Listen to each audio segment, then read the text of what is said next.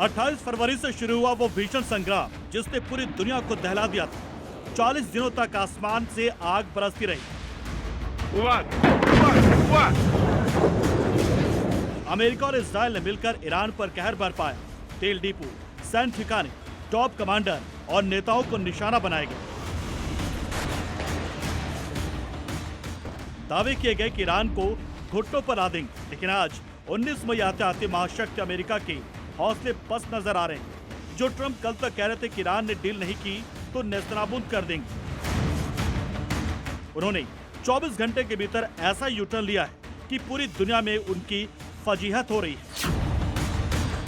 अपनी इज्जत दांव पर लगाने के बाद अब बेचारे ट्रंप कह रहे हैं कि मंगलवार को होने वाला हमला फिलहाल टाल दिया गया है। ट्विटर के विकल्प ट्रूथ सोशल पर ट्रंप की लाचारी साफ तैर रही है।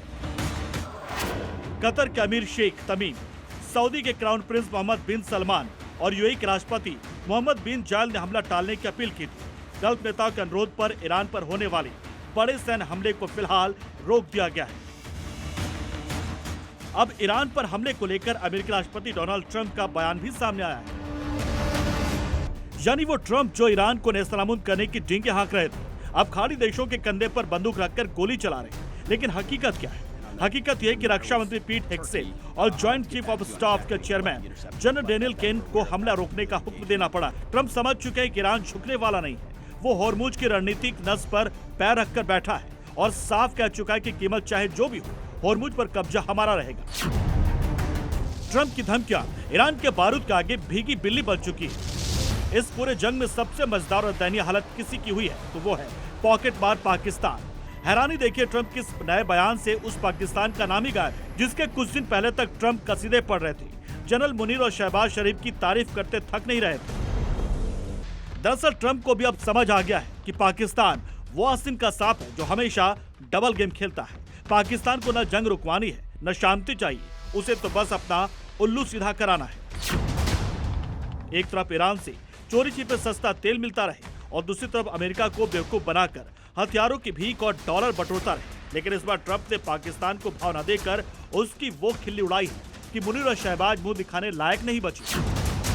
अपनी फजीहत कराने में ट्रंप ने भी कोई कसर नहीं छोड़ी है। पहले वो चीन दौरे पर गए, वहां से भी खाली हाथ लौटे। ट्रंप ने 13 से 15 मई तक चीन का आधिकारिक दौरा किया था, जिस पर पूरी दुनिया की नजरें थी, क्योंकि करीब एक दशक में ये किसी अमेरिकी राष्ट्रपति की पहली चीन यात्रा थी। हालांकि इस यात्रा में ट्रंप अमेरिका की टॉप टेक कंपनियों के सीईओ के साथ पहुंचे थे, लेकिन यात्रा समाप्त होने के बाद किसी भी डील का ऐलान नहीं हुआ। लेकिन ट्रंप पीटते रहे ढोल कि बहुत अच्छी बात हुई, लेकिन बीजिंग ने उन्हें घास तक नहीं डाली। और अब देखिए असली तमाशा। ट्रंप की बेइज्जती के तुरंत बाद रूस के राष्ट्रपति व्लादिमीर पुतिन चीन के दौरे पर पहुंच रहे हैं। ये दौरा बीजिंग के लिए कितना खास, इसका अंदाजा इसी बात से लगाया जा सकता है कि पुतिन की चीन यात्रा अच्छे पड़ोसी और दोस्ताना सहयोग संधि पर हस्ताक्षर की 25वीं वर्षगांठ के मौके पर हो रही है। मतलब साफ है कि अपने फायदे के लिए रंग बदलने वाले ट्रंप और पाकिस्तान दोनों को इस दुनिया की बिसात पर करारा तमाचा लगा है। Bureau report, C media.